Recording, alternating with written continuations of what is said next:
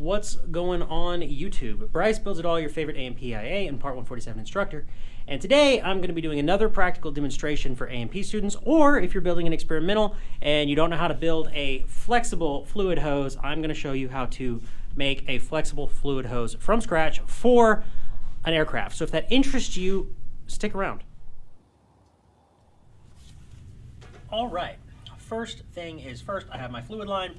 I have my mandrel, I have all my fittings and all of my tooling. Now, very, very important, if you don't pay attention to anything else in this video, pay attention to this. This guy right here is left-hand thread.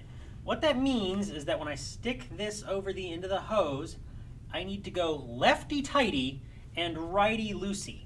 If you forget that, you're not going to have a good time. Now, these are not very hard. I can get it on most of the way with just my hand. They're not very difficult to get in there. And what I'll do is I'll actually look inside the end of here. You're not going to be able to see it on camera, and I do apologize for the rubber hose. So that one's on all the way. And I'm going to go ahead and put this one on the other side. I do want to call to attention a couple things.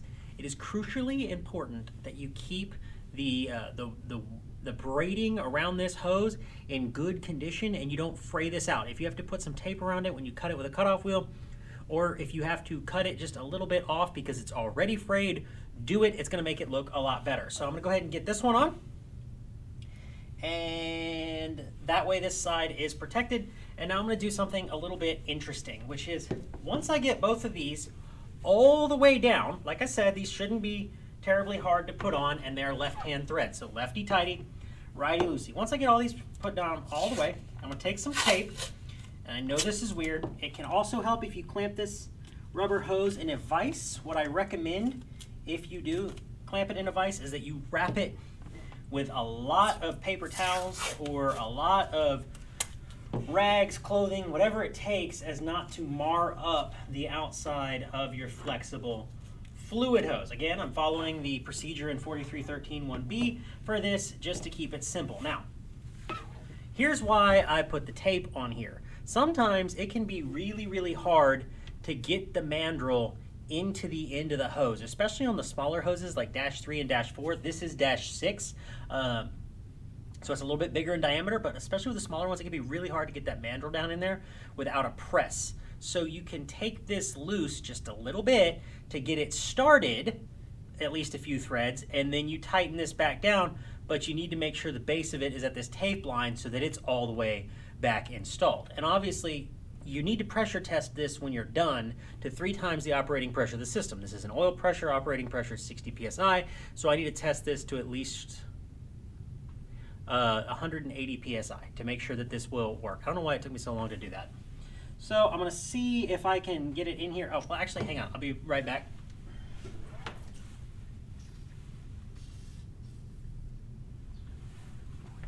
All right, so I put a little bit of engine oil in there. That's going to help get this down in here and get this started. Whatever you do, do not use WD-40. I definitely did not just use WD-40, but you want to use whatever the system's going to be running. If it's running 5606 hydraulic fluid, use 5606 and so on. So, like I said, I'm already kind of struggling to get this in here because the rubber hose is so tight. So what I'm going to do is I'm going to back this off a couple of turns.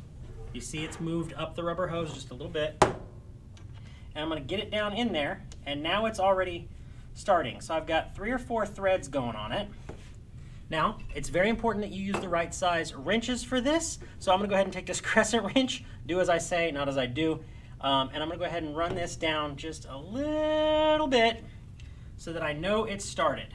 And then I'm going to take this bigger crescent wrench, and this is when it helps to clamp things in a vise, and I'm going to grab the sleeve and I'm going to go back down the rest of the way with the sleeve. You might have to push on it just a little bit. Remember, it's left-hand thread. I'm feeling it getting nice and snug. I got it just about down to the tape. Now I can take this guy right here and I can begin threading this the rest of the way in.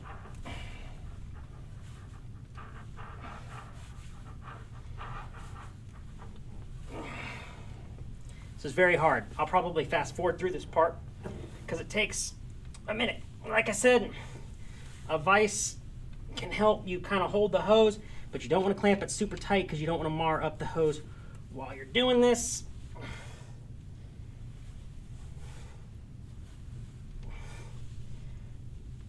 Golly. Almost there, 1 or 2 more turns. Okay, you don't want to go all the way down with this. You want to leave a little bit of a gap, and I'll show you why when I pull this mandrel out. Okay, sorry, I did that part off of camera. You want to leave a little bit of a gap so that this will still rotate. If you don't leave this gap here, if you tighten this all the way down until the B-nut is against this, this collar right here, it's not going to move, and you're going to have to put the mandrel back in there to loosen it up. So you want probably about a 1/16 of an inch, no more than an 1/8 of an inch right there, I think is what it says in the 4313. Now I'm going to do the other side. The other side is the exact same, except it has a 90-degree on it. So I'm not going to be able to use the mandrel. I need to put some oil in here. What on earth? Again, do not use WD-40, use an actual mandrel. Try to get this in here, get it going. That one was surprisingly and harmoniously easy, so that's a bit concerning. All right, I will skip this next part as I get this all the way down. I got this one on. Okay, all jokes aside, it is going to take quite a bit of strength to get these on. It's rubber. Like I said, use some engine oil in there, use some hydraulic fluid, whatever this fluid line is running, make sure that the fluid line is compatible with that fluid. You know, you can't use Skydraw in any kind of rubber because it'll dry it out. You can't use 5606 in any kind of rubber, and so on and so forth. There's Teflon, there's rubber, there's Aeroquip, there's a lot of brands, so make sure that you're doing your research and ordering the right hosing. If you're just doing this for an oral and practical at your DME test, well then you're gonna have this. But this guy right here wasn't too bad, just took a lot of strength to get it in there. But that's what you want. You want to feel a lot of force because that's how you know that that rubber hose is squishing, or I should say squishing in between the inside of this and the inside of this and the outside of this guy right here. So I'm gonna take this off and I'm gonna go install it on the trainer. All right, so here it is installed. I've got it up here. I still need to tighten this down right here, and then it runs to the oil cooler. I'm probably gonna change this fitting right here for like a 30-degree because it's sort of running into the motor mount, and I don't like that. But if you enjoyed the video, leave us a like, leave us a comment, subscribe, all that good stuff. Next week, by next week I mean right now, but you'll see it next week, I'm going to show you how to make a rigid fluid line. I need to go from here to the fuel tank. So I'll show you how to bend it, how to do a flare, how to do a flare fitting, all that good kind of stuff. All that good kind of stuff, all that good stuff. So if you're looking forward to that, you might as well subscribe so that you know when it drops. As for me, I'm gonna keep working on this. I will see you in the next one. Go build something and be easy.